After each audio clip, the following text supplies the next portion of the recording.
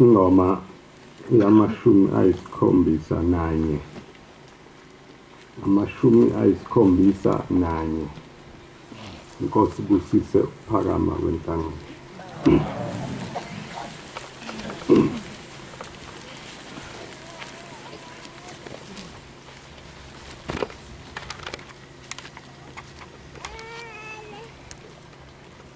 Nkosi yami ngithanda ngazingakade izinja ngoba phakade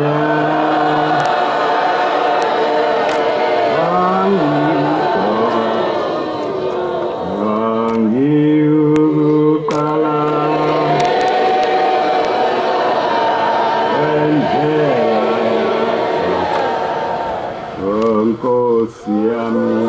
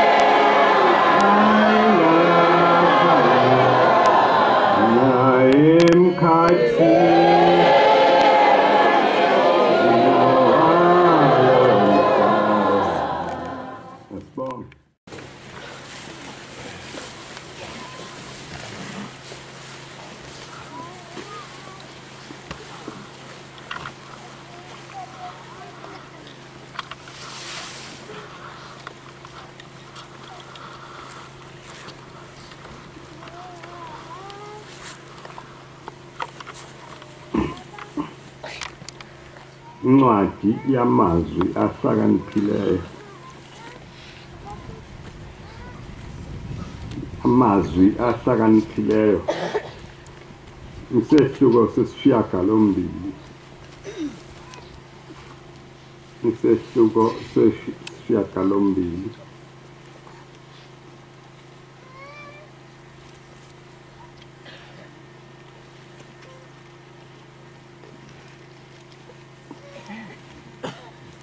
Sawufunda ivesi le-13. Ivesi le-13. Ukumesaba uJehova kungukuzonda okubi. Ukumesaba uJehova kungukuzonda okubi.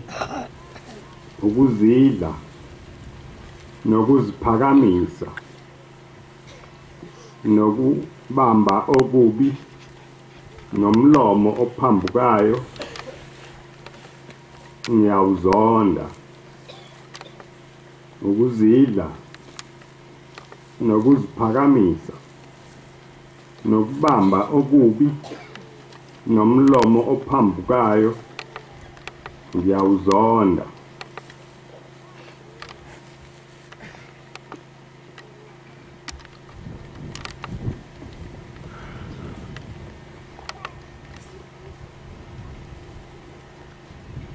Sihamba ngendaba kaNkulunkulu. Amen.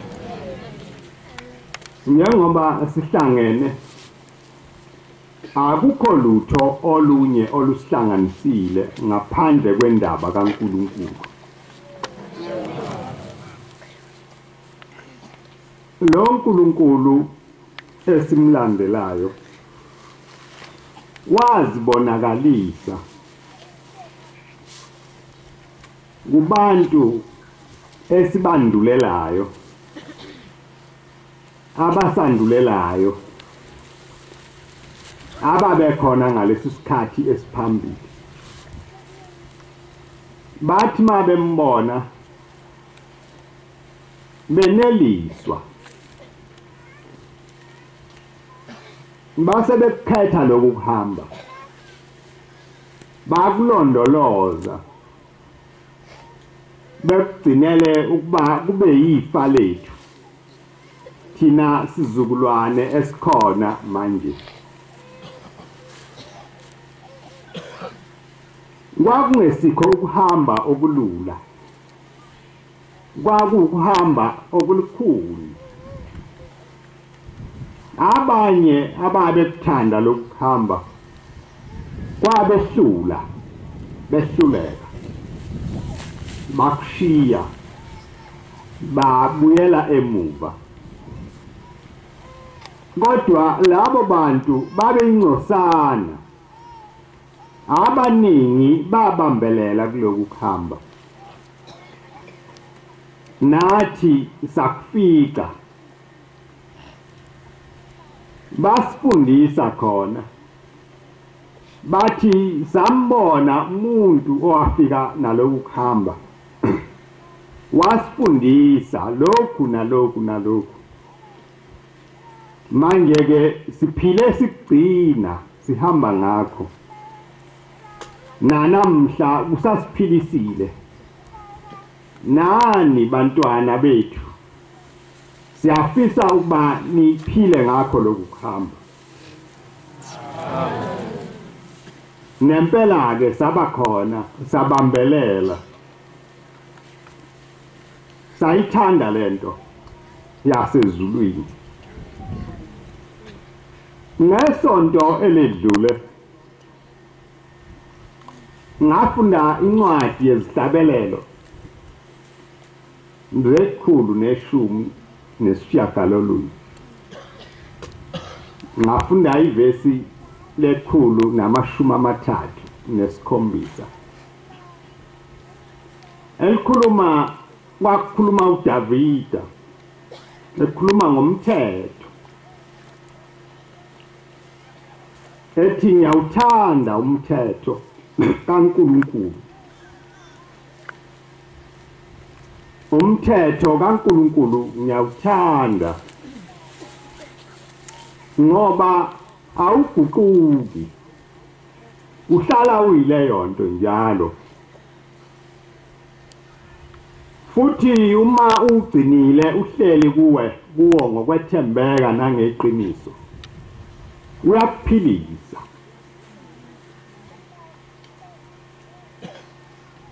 ivese ngagcina kulo lalisho njalo lithi uma ugcinile ngokweqiniso uyakuphilisa nempela ke sibabonile abantu ababehleli lo mthetho kaNkulunkulu osho uDavida uthi uDavida ngiwuthanda yize ngimncane zikhona izinto eziningi eziphazamisa umoya wami kodwa lo mthetho ngiyawuthanda ngase ngithi ke wayenazi izono njengabantu bonke kodwa phezu kwakho konke lokho uthi lo mthetho ngiyawuthanda izono enginazo azisho ukuthi ngiyawenyanya lo mthetho ngehlulwa nje okomhlaba kodwa wona uyinto ephelele kimi ungangehlula lokya nalokya kodwa akusho ukuthi lo mthetho ngifisa usuke kube khona okunye cha uphelele lo mthetho namhla ngifunda amazwi akhulunywa indodana yakhe uSolomon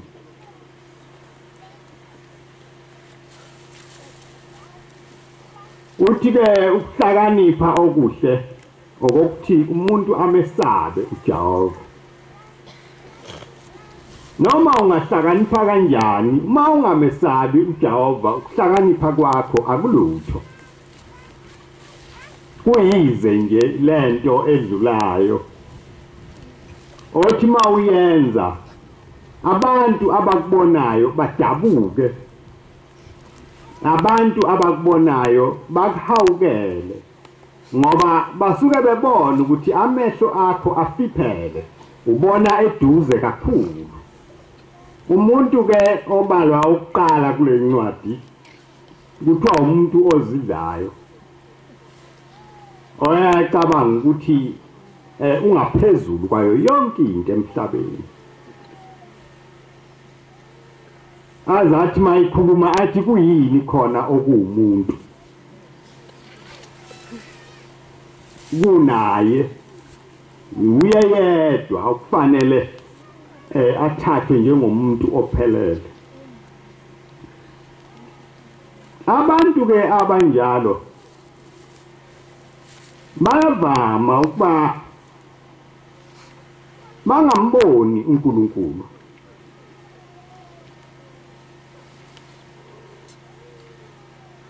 bayavama ukuba bangamboni uNkulunkulu ngoba usuke engalindele kubona lutho vele ngaphandle ukuba azibone yena manje ke uNkulunkulu uzambona kanjani ngoba uma esezibone yena sekwenele akusekho lutho lunye abantu futhi abanjalo abelulekwa umuntu awukwazi ukumeluleka noma ngabe kuthiwa ukukhonzile noma umkhonzile awukwazi ukumeluleka ngoba uye okufanele eluleke wena akukho lutho lwaziwa uwe konke kwaziwa uye ithi ke indodana kaDavida asikwexwaye konke lokhu ngoba abantu abaningi namhla baphambene noNkulunkulu ngenxa yokuthi bebezazi bona ukuthi uma sekukhulume mina uma sekwenze mina akusena kubuye kwenzeke lutho olunye kanti uJehova umi nje ngasemnyango ulindele ukuthi umuntu azinwebe aqede aphakame aqede abese enza lokhu esikukho namhlanje lokhu esikukho namhlanje ingqondo yengane ingakwedelela kodwa ingqondo yomuntu omdala iyabona ukuthi impendulo le kaNkulunkulu akhombisa ngayo ukuthi noma ungazidla kangakanani yena akho lutho olumelana naye uma into eseyinqumile uma into eseyishilo iba njalo nje noma wena uyathanda noma uyakhala noma unjani ngesinye isikhathi esiphambili uthi ubaba kwakungemva kancane kokuvulwa kwendlu yezitsha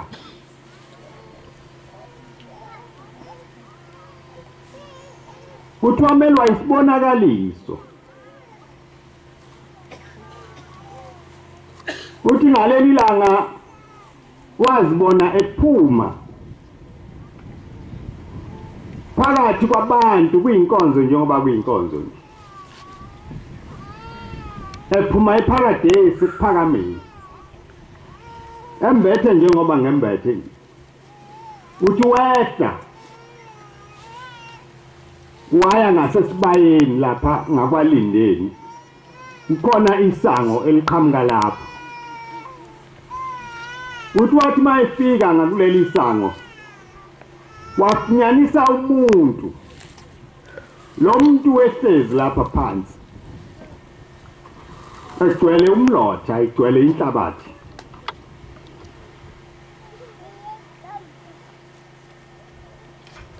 uthi ngase ngifike ngima phezulu kwalo muntu ngolile lo muntu inwele lezi zimahlothu akwazi ukuthi zagcina nini igezwa nokukanya uthi kwafika ukuthi angikhulume ngenkanyana nalo muntu ngimthethise uthi ngabuye ngezwe sengizibamba uthi ngase ngibuza kahle nje ukuthi hawu wena ndoda awungeni ngani bonke abantu bengena na uthi wayesephendula lo muntu ubheke phansi ikhanda lakhe ulibhekise phansi wayesethi awu baba Nkosi ngiyathanda nami ukungena kulo mzi wakho kodwa abantu bangivimbele uthi ngiqale lapha esangweni lamadoda ngasekama ngathi abangikhulekele uthi wasekuqhamuka befundisi bathi gowani suka la hamba lo ngonile wena akuyena ukungena la hamba yogeza ugqoke kahle uthi ngabuya ngeza kuleli sango elingapha ngaseMosthemba Mosthemba kwakuhlala amantombazana uthi nakhona bangenze njalo uthi bafike bangithela ngomlotha bangithela ngezibi uthi manje sengikuleli sango uthi ngalesi sikhashana lo muntu ekhuluma uthi baba kwafika ukuthi ake ngimbhekisise lo muntu uthi ngathi mangibheka ikhanda uthi ngathi hawu ngibaba uthi leli khanda lafana nekhanda lika baba uthi ngathi mangimbuka neinyawo uthi ngabona ukuthi yezakhe uthi ngase ngehla sengiqoshama uthi kwafika inyembezi uthi ngakhala ngathi baba ufanele yini ma ungena kulomzi ukhuleke na uthi wathi yebo mntanami yonke imizi kuyakhuleka uma bekungenisa bangenise uma bengakungenisi bangakungenisi uthi angazange ukuthi wasuka lapho wenze njani ngikhuluma ngendaba yokuthi abantu abaningi bakhathazekile ngoba bekunabefundisi kuleli bandla nabese bethemba sithi bahlakaniphile bafanele ukuyibona izinto kodwa abakubonanga lokho manje siyayibuza kwenziwe yini cha yilo moya owawukhona kulaba befundisi okwathi maqhamuka inkosi yasekuphakameni bayigowanisa bayixosha yilowo moya umoya wokuphakama umoya wokuzinza umoya wokuthi kube nezinto ezinkulu nezincane phambi kwakho uthi ke uKristu mabe mbuza ukuthi hawu Nkosi sawukwenza njani ukuze nala siyakhona sibe bakhulu na uthi hawu kulula kezani laba bantu inyawo akukho kunye yona ndlela elula le hawu bamangala abefundisi bakhe ukuthi hawu ngoba laba bantu yibo nje kufanele bageze thina na uthi yena cha kuyaphambana yini okufanele nibageze inyawo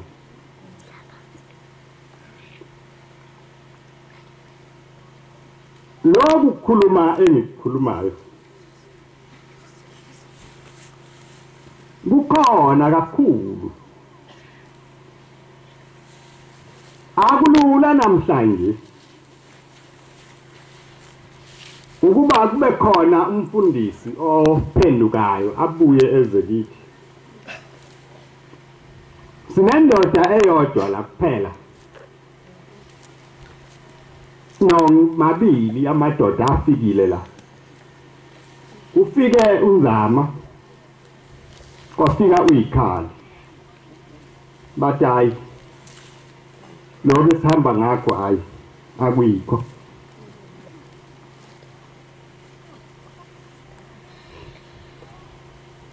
ngoba abantu ubukhulu babo buhlala ngaphakathi kubo le ntshumayelo ekhulunywayo abayizwa nale incwadi ebhaliwe bayifunde abayifundeli bona bayifundela abanye abantu yena cha ayisho lutho kuye bakhona abantu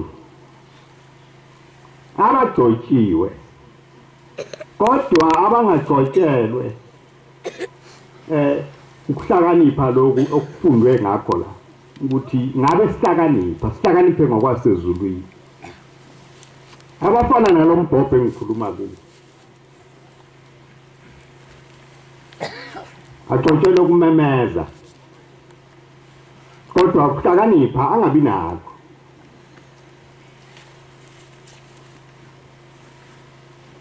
uma uMosi ethunywa uNkulunkulu uthi awunkosi ngithuma kanjani mina ngoba nginamalimi angikwazi nokukhuluma kahle uthi uNkulunkulu hayi kulungile thatha nangu umfowenu Aaron uyena ozokukhulumela angazi noma niyakuzwa lokukhuluma uyena ozoba umlomo wakho nangempela wahamba naye ku Aaron uma sebephuma abantwana bakwa-Israyeli base bazi ukuthi thina siholwa uMose no-Aaron ngoba babengekho ngalesi sikhathi uNkulunkulu ethi umlomo wakho lo ozokukhulumela bazi ukuthi umholi lo ohamba nabo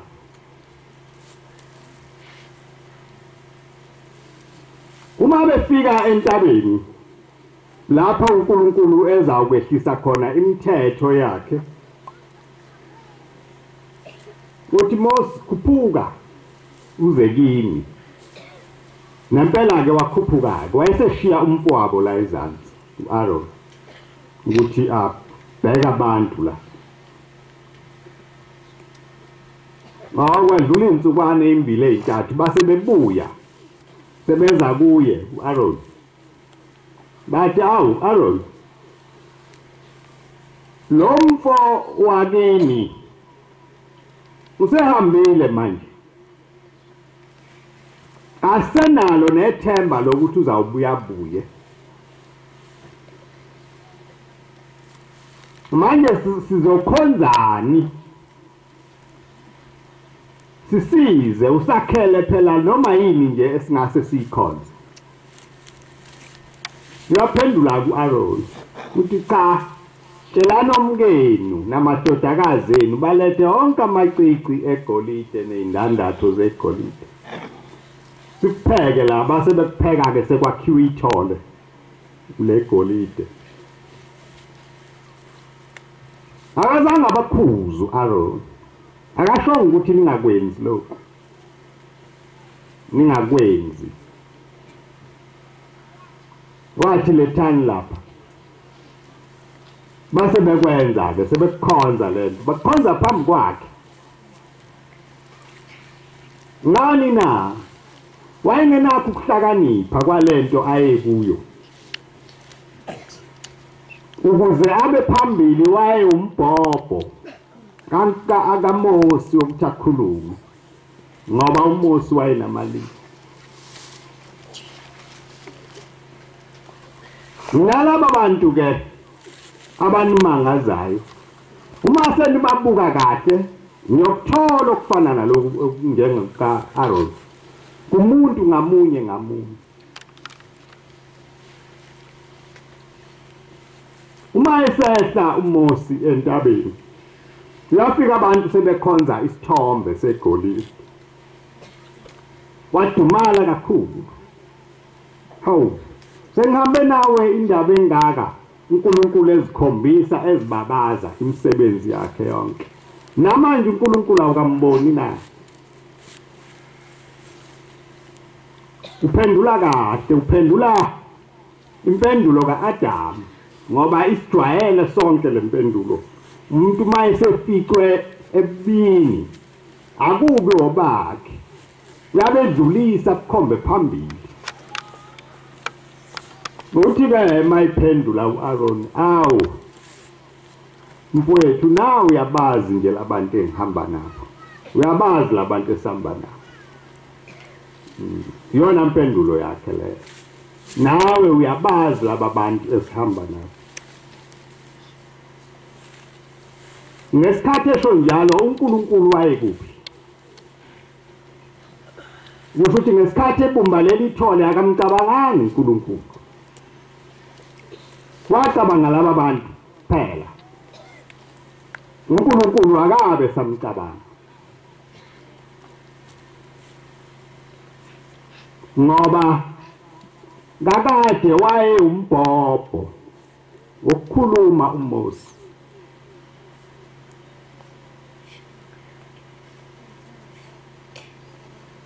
lento iyafuna ukuba sihlakaniphele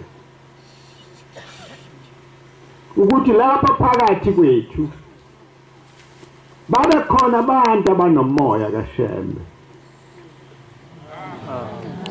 noma bebancane nibobaza abantu abanomoya kaShembe phakathi kwethu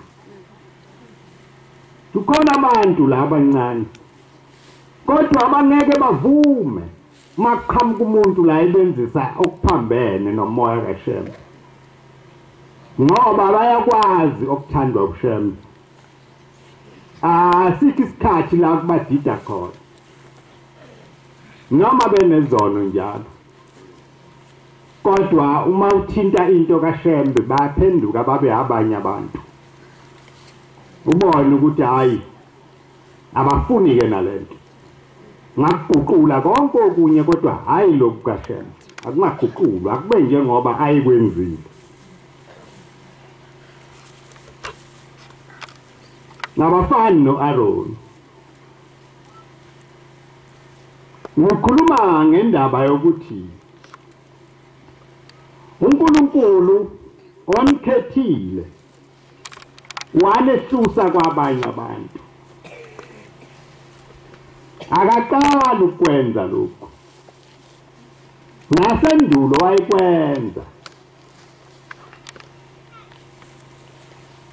kodwa thina elethi icala likhulu kakhulu kunalabo bantu uNkulunkulu ayenza ngabo izilinganiso uma esehla uMose entabeni ephethe imithetho ofanele igcinwe ukhona umthetho othi ningazenzeli ithombe nezibaziweyo nizikhonze noma ngabe zinamfanekiso muni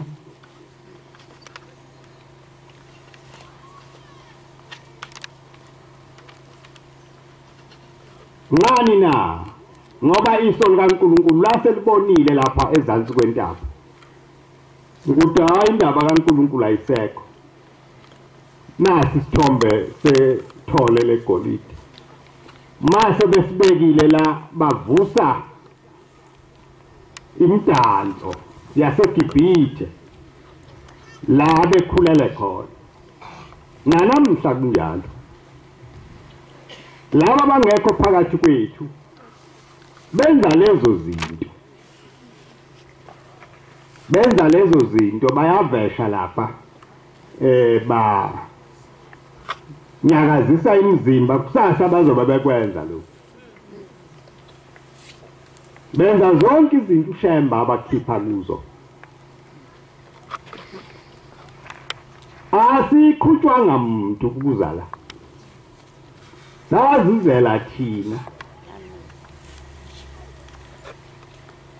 sazizela thina akekho wafika ekhutshwa njengenkomo la ifakwe DP no wafika igula ezocela ukuphila akekho waphoqa ukuthi uzawuphila uma ukholwa umuntu wazikholelwa yena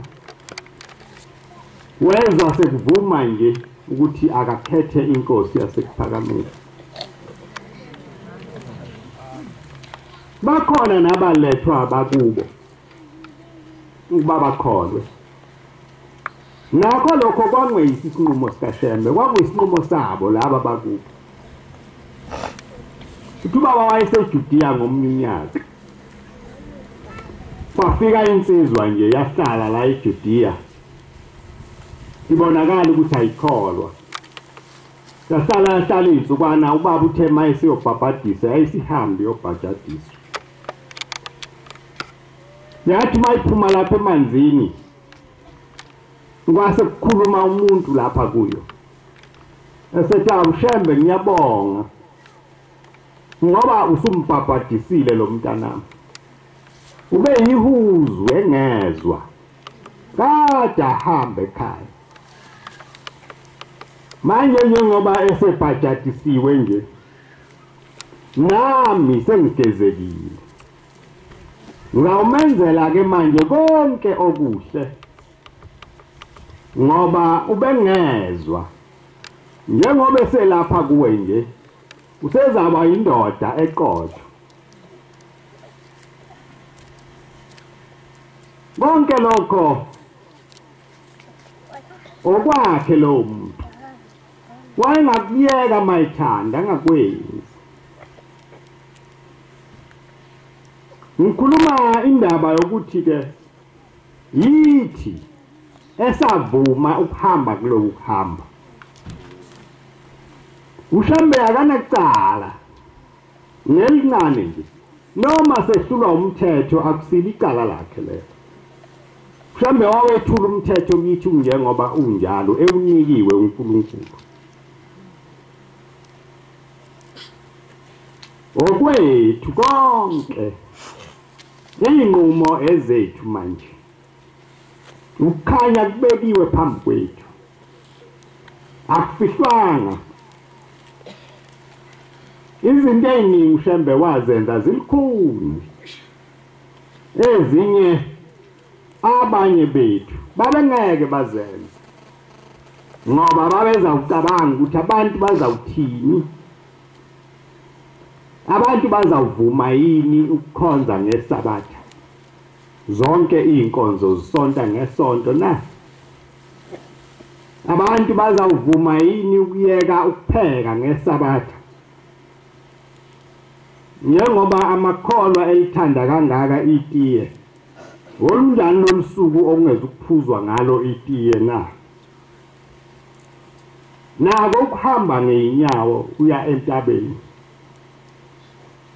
akusiyo into elula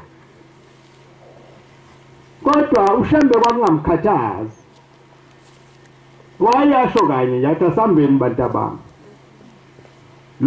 labo kuvumayo kubo bahambe okungavumi bahlale angasho lutho angabasoli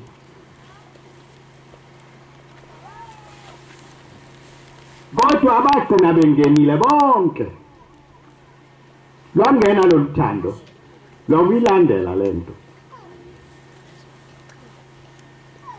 sisandinda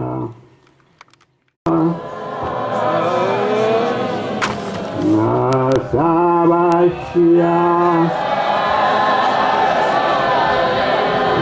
ayithuze asamlandela aniphunga elihle emakabongwe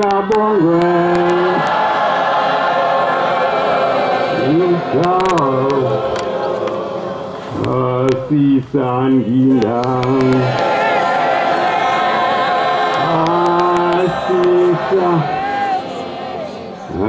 asabashia ayithuza asamlandela aniphunga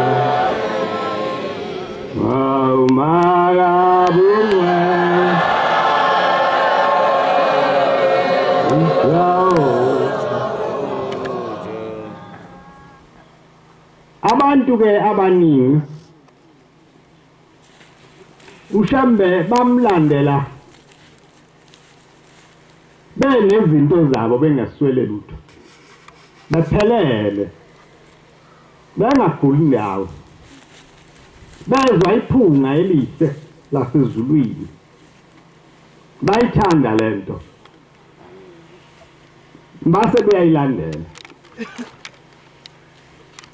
noma ekhuluma uShembe bahlala bamlalela konke akukhulumayo indaba yakhe eningi yayingalotshwe ndawo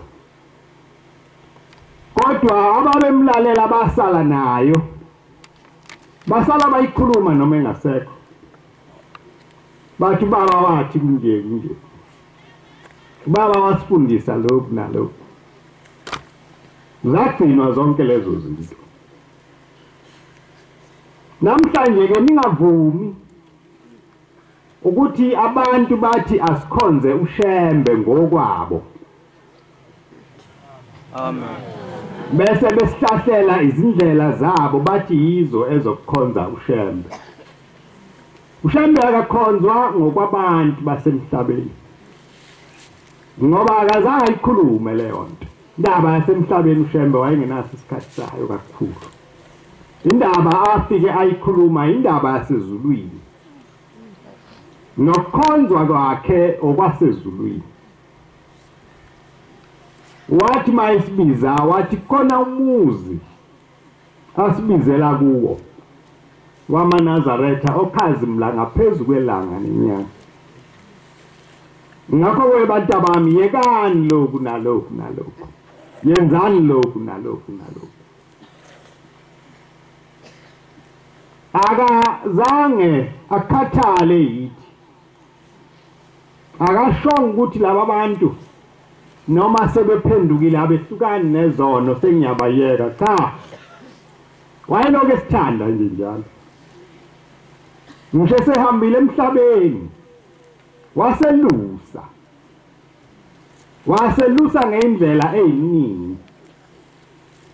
Ngasekuphakameni kwabuye kufika abantu abangayimbathi ingubo emhlophe, abathume athi hamba ye kubantu bami uyobatshela ukuthi ngikhona ngibabhekile. Ngisho njalo indoda yasenhlangakazi uma ubaba efika entabeni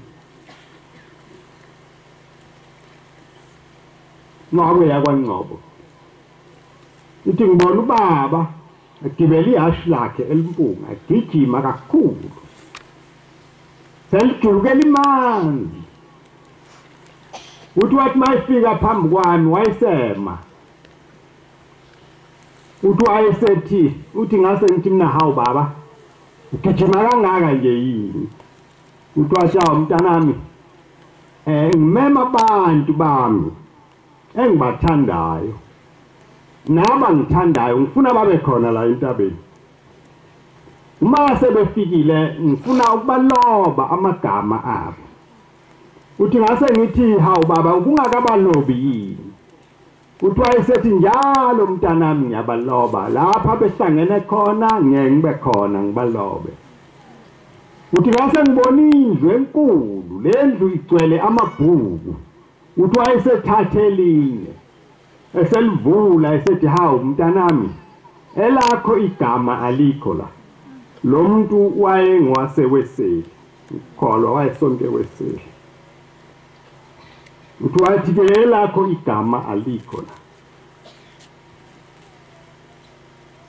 Lokhu ukukhuluma mhlambe wayekuthumele ngamabomu ukuze azosiqinisa, ukuze sazi ukuthi noma nini la sikhona uma siphethe igama lakhe usuke khona phakathi kwethu.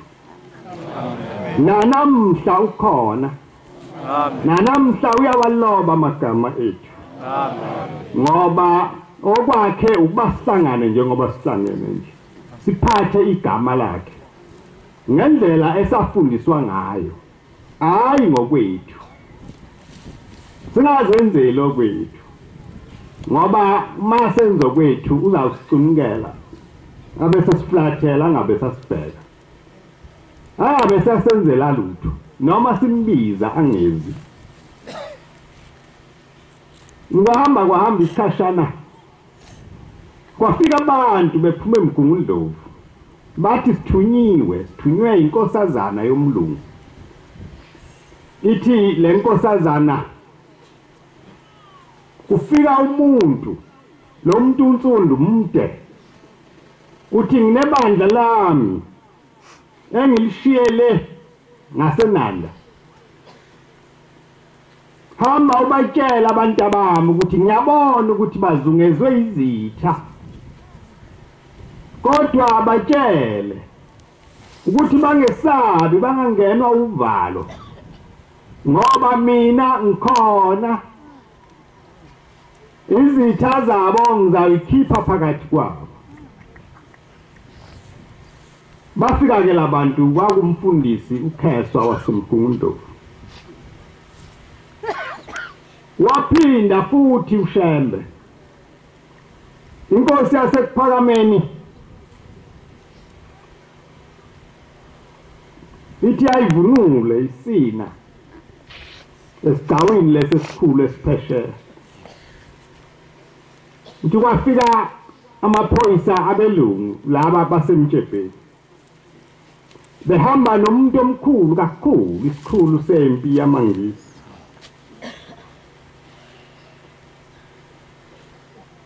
Lo muntu wayengu-admiral ephethe impi yamaNgisi yasemanzini.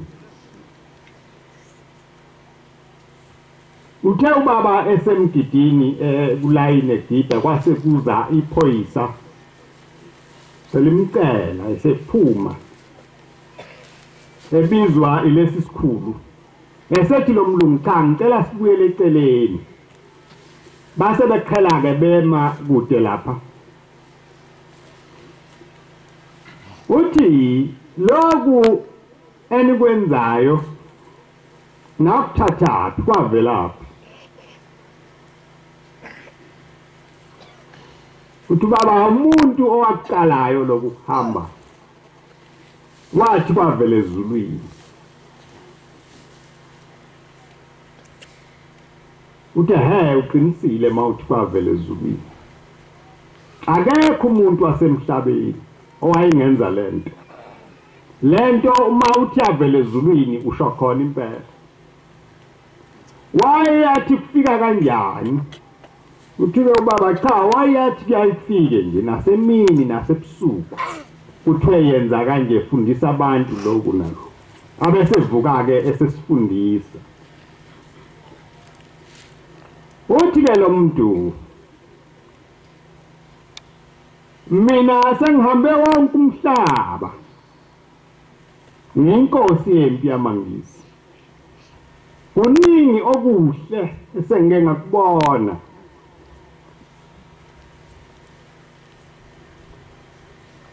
nama uniform lawa emkhosi amakhosi ezizwe nazizwe ngeke ngiwabona amahle kakhulu ngaphezulu kwalokweni nina ningabantu abamnyama akukho lutho lwenu olungangithatha mina phuma ezweni eliphucuzekile kakhulu uthi kodwa namhla kwenzeke isimanga ngithe mangibuka lento yenu ngezwe kufika izinyembezi njengoba ngithi abakubize nje kade sengimilapha sengikhala lento yenu iyangena emoyeni wami kwafika izinyembezi akukho lutho mina oluke lungenze ngikhala noma ngibona umuntu efa phambi kwami angize ngakhala uthi kodwa lento yenu ingenze ngakhala kwafika izinyembezi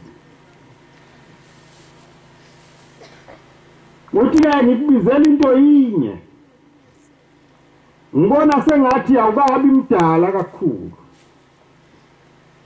ngithi kuwe lento ungayiguquli uyenze enye into njengoba uyihlo ayifundisa nawe uboyifundisa kanjalo uyigcine injalo ungayiphendula uyenze enye into ungayenza ifane nemdanso yamandiya neyabelungu nikwenze nje lokhu njengoba uShembe anifundisa kona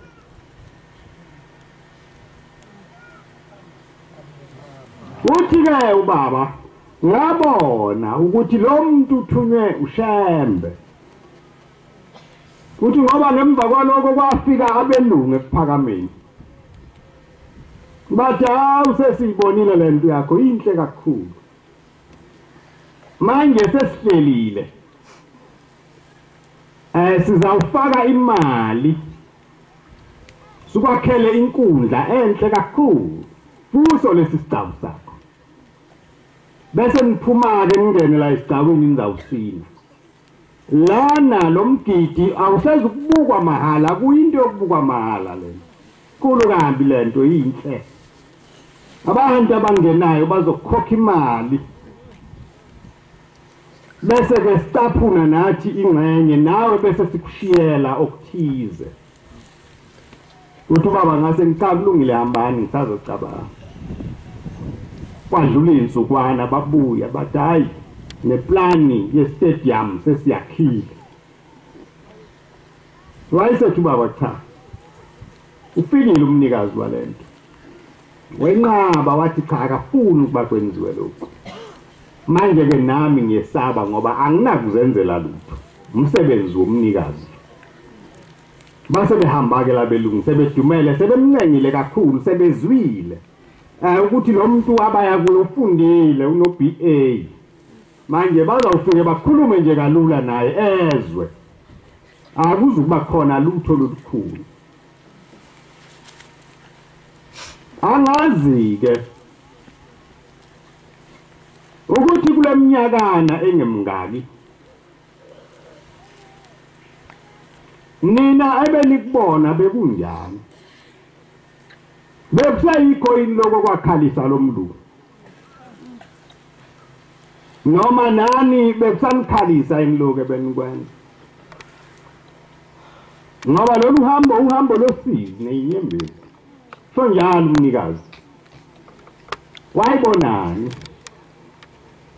wayibonani lo munyu wayewuthatha phi yena thina uma singasenawo lo munyu senziwa yini sinjani kanti thina lo ukuhamba sihamba kukho kanjani sihamba ngokwethu noma sihamba ngokumnikazi noma sikhathazekile ngeinto ezithize ezingasho lutho ngoba ubuningi bethu nobukhona bethu akufani Nele sababaningi kakhulu base bebakhona abakhetha inkosi ngoba bezodayisa babakhona abagqoka idwedwe ezimhlophe ngoba bezokosa amasausage la edaladini zomuntu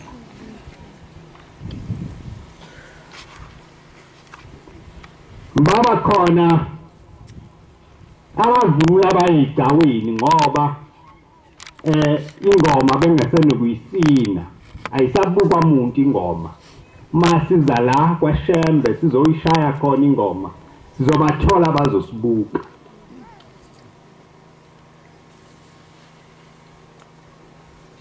akho mgido busakhalisa umuntu manje nabantwana bethu bebenza ihlazo amadoda amadala abe bekisandla mayedlula phambi kwabafana bawo ebabona begila imkhuba sikhona ukugida lo umuntu abeka isandla benamahloni athandazela ukuthi sengathi ngabe yakhe ingane ayikho lapha kodwa manje uma icabanga ukuthi ayikho akazi ukuthi uzothi ayikho kanjani akusikho lokho kwabonwa yilomlungu lokho kwabona oyilomlungu kwangokunye kwakungokunye nemvunulo le kwakusengekaShembe imvunulo kaShembe yayingakwenzi okunye yayenza okwasekuphakameni kuphela namhlanje imvunulo kaShembe iyaphuma iyovunula ememulweni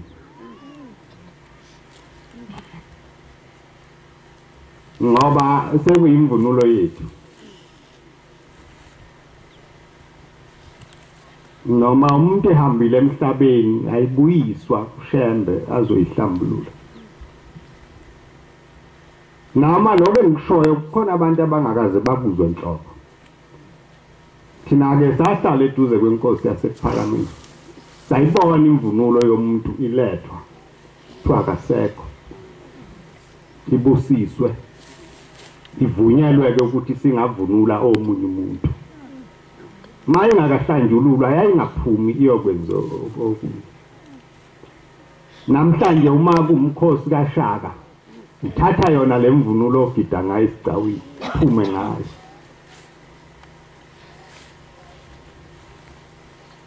Shembe akashongo njalo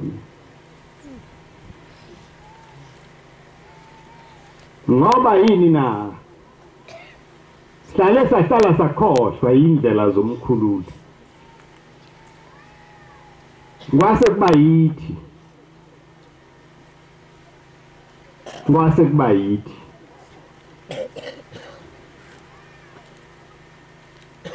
uNkulunkulu unehlusele kona lokho ukuba kube khona umuntu okhathazayo onjengami ozoloku ekhuluma lezi zinto thina esingazazi esingayibonanga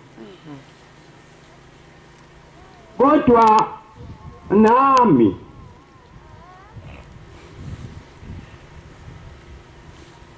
angithandi ukuthi uma ngikhona la phakathi kwenu ngithi mase ngifika kumnikazi abuze ukuthi lokho wakukhuluma kulabantu yikho yini engangithume kona wawuzwephi wawubonephi angakho mina okwami engizakukhuluma phakathi kwenu ngawukhuluma nje lokhu nami engakhuliswa ngakho angikholwa futhi ukuthi kungasehlula indaba ingaphakathi kithi uthando esinalo ukuthi lungakanani uthando lwalento esikuyo ngoba bengikhuluma ngabelusi basezulwini abaye bathunywe uNkulunkulu abangekho phakathi kwethu abangayimbathi ingubo emhlophe ngithi uShembe uma esesebenza akakhathala akakhathazeka akasweli nomuntu nje ongayimbathi ingubo emhlophe uyamthuma phakathi kwethu athi hamba uyongikhuzela abantu abami naye ubaba wamkhuza ngaba abantu uthi ngelilanga wayehleli kwenye indawo ehleli nomuntu emthanda lo muntu ethi umshumayeli wakhe uthi kwangenisa kwafika khuleka isalukazi uthi sathi masifika lesalukazi asikholwa wasisihlala lapha phambi kwakhe wayesebuza wathi uyakhuluma yini mama na ngathi ngiyakhuluma kodwa ngaphambi kuba ngikhuluma akakasuke lo hawu ubaba wadumala uthi hawu lesalukazi safika ngihleli nomshumayeli wami sathi ngimsusele wayesethi ubaba cha ukugudluke ngizawubuye ngikubize wathi sathi salukazi ngithunywe uyihlo kasho ngolaka athi ngithunywe uyihlo usamzokubuza ukuthi mawuhleli nabantu abanje uthi uzoza kanjani kuwe uthi ubaba ngathi hawu unjani lo muntu sathi lo muntu ungcole kabi lo muntu ngabe uhlala nabantu abanje mawuthi uyihlo mawuhlala nabantu abanje akazi ukuza ke yena kuwe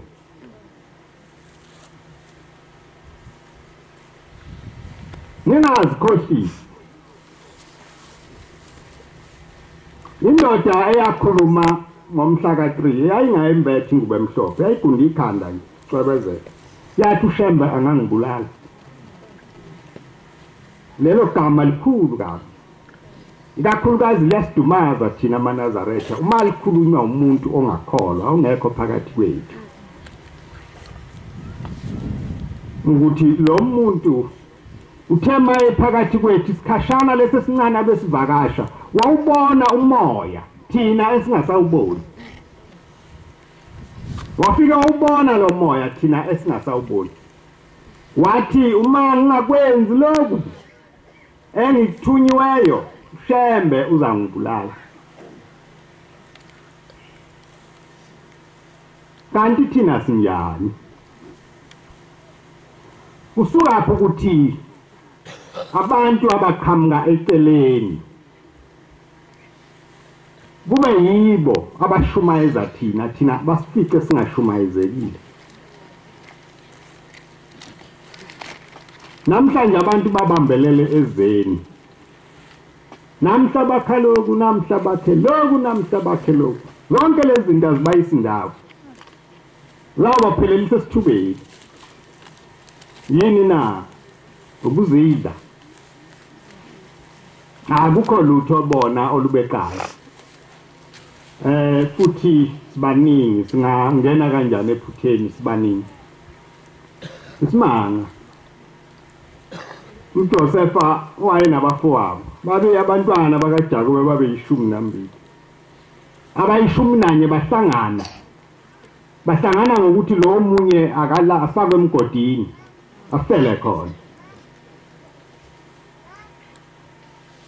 labe ngebaningi kunalo yedwa abantu abaningi ubani phakathi abalenza iphupho balenza bagcinaphi yathi mayisibaficile indlala kwathunywa bona bebaningi benjalo kwathiwa bayofuna ukudla leGibhithe bafika lo yedwa ababetha kabulawe uyena ofika wabapha ukudla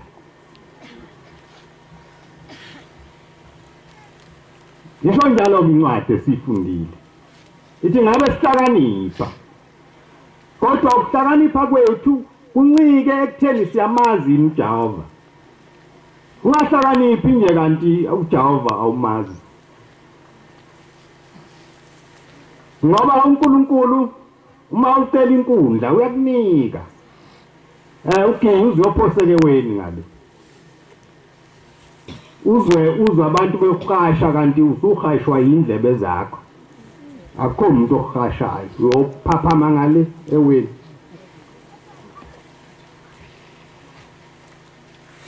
uNkulunkulu asikhumbule. Uma sifuna umsa wakhe, masilibele izinto zabantu, sizakwephuza ukuthola. Akukho lutho angeke asenzele lona. Okuningi asesenzele kona. Sisesaba namanje ukukhuluma ngakho. Sisakhulumela phansi. Kodwa siyethemba ukuthi lizawufika ithuba la siyawukhwela khona nasemagqumeni. Nalo shembe esimlandelayo ngingakhohlwa ukuthi wayengelutho njengoba singelutho nje. Wayenjengathi njengoba singelutho nje noshembe wayenjalo. Bonke abantu ababelandela ushembe babengenangqondo njengoba nathi singenangqondo nje. Ngisho njalo phela. Kodwa namhla kunjani? Ozalwa umuntu owamuzwa uyisesho njalo unamahloni namhlanje. Ngeke akusho. Yawusale sethula nje. Ngoba izinto zasezulwini zinjalo.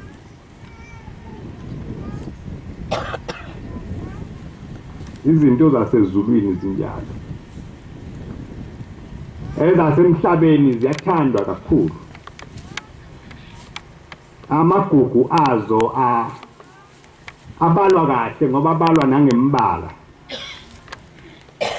Lo moya kaNkulunkulu awazi umbala wawo njani.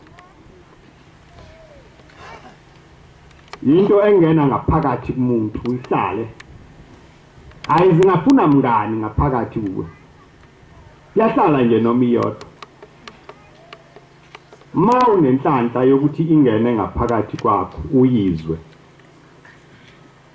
Uboyilalela. Uyilandele la ithuma khona uye.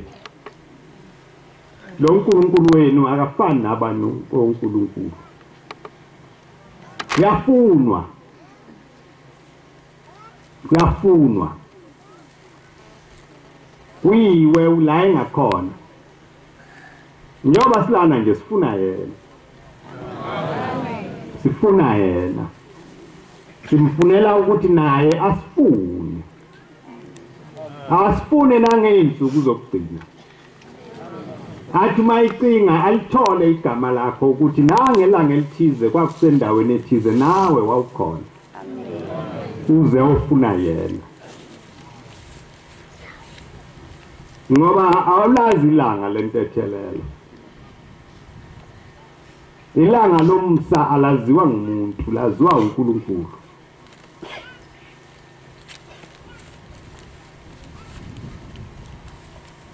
Ukukholwa kwethu ungabi yize.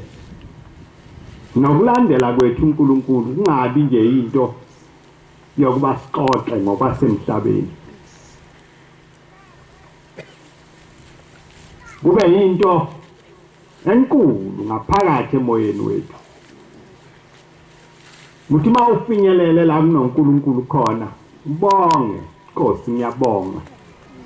Ngoba umemile. Wangikhetha ukuba ngibe khona phakathi kwabantwana bakho obathandayo. Unakho konke ucele ukuba uNkulunkulu alilobe igama lakho.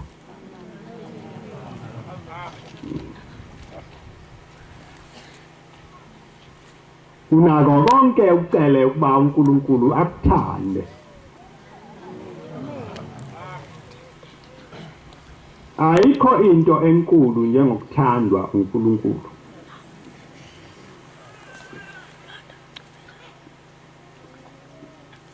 uNkulunkulu mayekuthanda noma unezono uyakuthanda.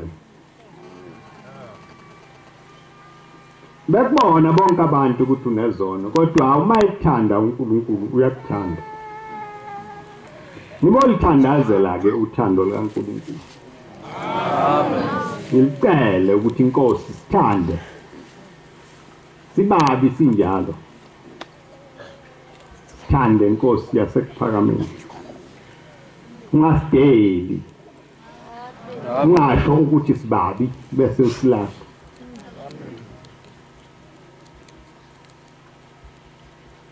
Ngoba okuningi kuyasehlula. Kuhle eNazaretha njengoba sinjena. Kuhle kakhulu. Njengoba sethukwa nje kuhle kakhulu. Ayikho into enhle njengalesimo esikuso. Ngoba wethuke uzace ube mncane. Uphele uthi noma uzibuka uzedelele ubone ukuthi awu ngaleso sikhathi umoya wakho uyaphenduka sondele kakhulu uNkulunkulu ngoba ufuna into ezokufudumalisa ezokuthokomalisa uthi mawufika cabanga ungatholi lutho uthole nje uNkulunkulu kuphela ukuthi uyena nje yedwa ongakwenza uthokoze.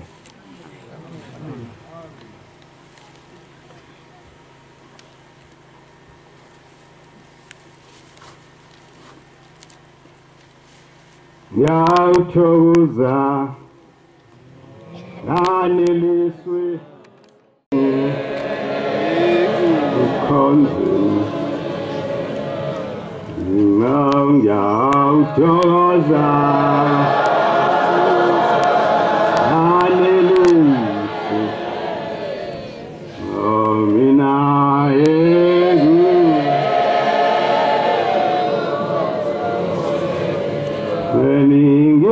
Sanganyele Nangeli Noavasala Elingile Nangesanganyele Navangele Nele Avasala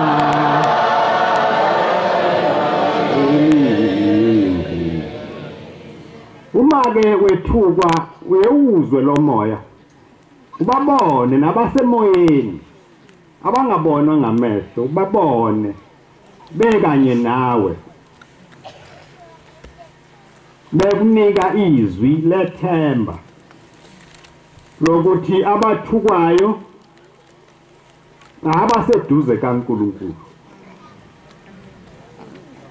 lokhu kuthukwa kwethu kuyasenyula ekubeni ngabasemhlabeni kusondeze emoyeni kaNkulunkulu.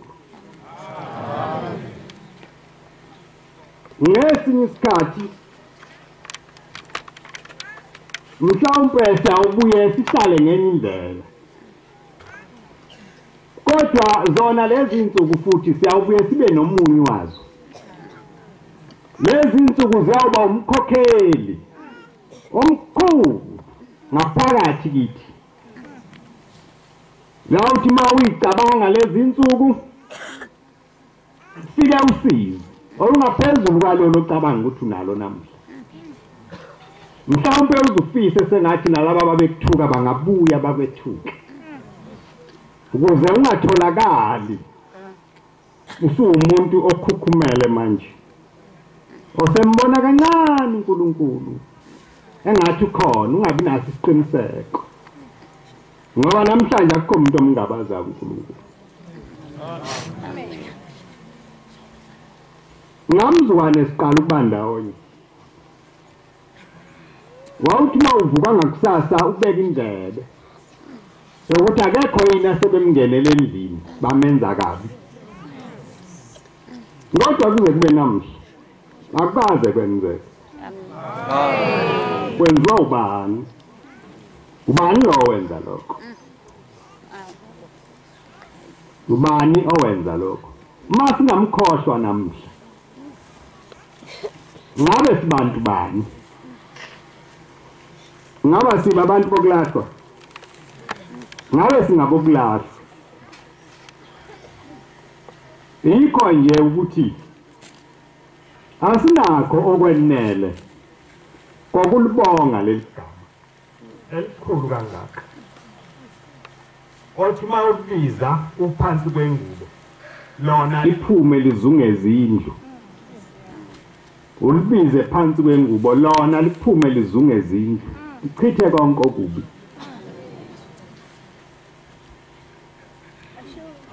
singabi ngabethu maNazaretha amen asoba ngabomnikazi uma sinjalo ngeke sidinge ngeke seswele kuningi besingenakho nebesingacabanga ukuthi sizawuba nakho kodwa ngoba sihlele entendeni yomnikazi ubone sekukhona uNkulunkulu akubusise nokuhamba kwethu sihambe simfuna akubusise nokukhonza kwethu kube into enkulu phambi kobuso bakhe nemisebenzi yezandla zethu ayibusise njengoba silana besikwenza konke sikwenzile ngamandla esingawazi ukuthi aphumephi kodwa ngoba ube khona yena ukwenzile kwayimpumelelo asiba abantu abadumele njengoba silana nje singabantu abafudumele nabathokozayo egameni lakhe egameni likaNkulunkulu nasemseni wakhe umkhokheli oyingcwele angasuki phakathi kwenu enhliziyweni zenu ahlale ekhona njalo nibe ngabantwana bokuzikhokhela njalo nizikhokhele ngoba ma umntwana ozikhokhelayo ngendlela kaShembe kuyaye ukuthi noma kuqhamuka umuntu eceleni ekukhokhela usheshe ubone usheshe uzwe futhi ukuthi hawu bese ngiphambuka akudingi ukuthi kuze kuqhamuke umuntu wembathi ngube emhlophe noma embathi ngube emhlophe umuntu angaqhamuka nje athi hayi sibani lokho kwenzayo Shembe uza kudumala ubusuyezwa ukuthi lelizwi elikhulumayo akusilela lo muntu uShembe lo uwe lo ngikhuzayo kodwa uma uhlala ungazikhokheli wena ngaphakathi noma ungakhokhelwa kanjani awuzewezwa ningahlali ke sengathi anisibo abantwana abazuza inhlanhla yokuthandwa ezulwini nohlalisa okwabantwana abaziyo ukuthi umnikazi wethu iloku akuthandayo iloku angakuthandi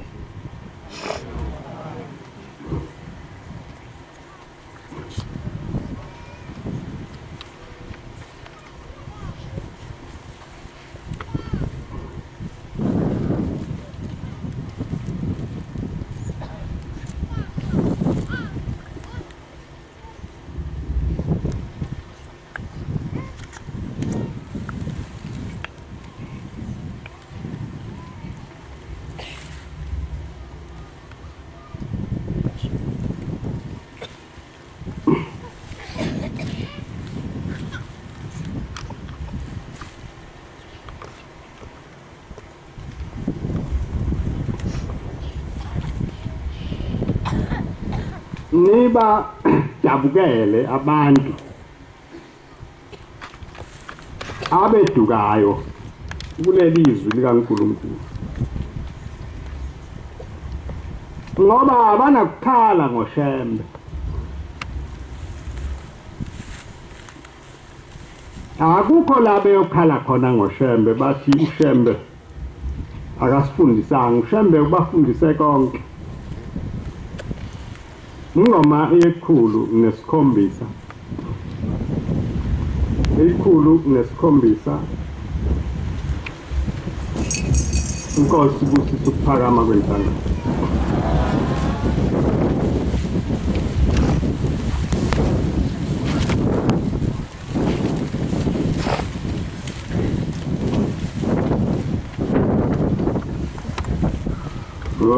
Hlaleleni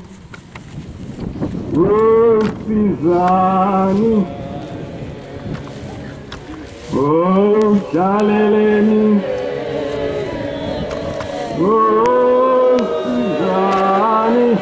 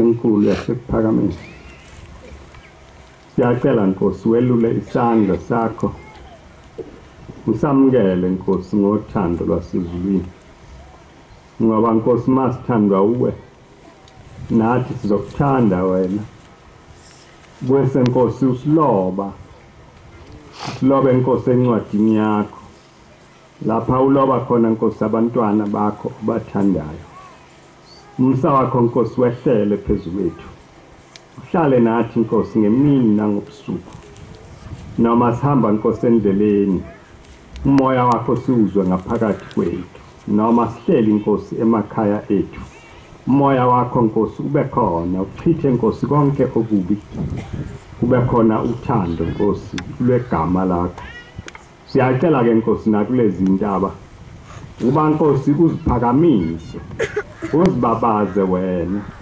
ubonwe Nkosi izizwe zonke zomhlaba ukuthi wena Nkosi uNkulunkulu ophilayo wena Nkosi uNkulunkulu wezwe lakithi wena Nkosi uNkulunkulu owathunywa kithi kuba uzakukhuluma nathi siyacela ke Nkosi usiphe Nkosi indlebe yasezulwini silizwe Nkosi izwi lakho lingene Nkosi phakathi kwethu lisebenze lokho elikuthunyiwe kithi siyacela Nkosi usize singabi Nkosi ngabethu sibe ngabakho angabi khona Nkosi umuntu Nkosi oyosikhomba Nkosi yathi singabantwana bakhe sikhonjwe nguwe wedwa hlala nathi ke Nkosi ngemini nangobusuku ube into yonke Nkosi kubantu bonke bakho ngezikhathi zonke ukuthandaza kwethu Nkosi makuze kuwe ngelakho lodwa igama nanini kuze kube phakade amen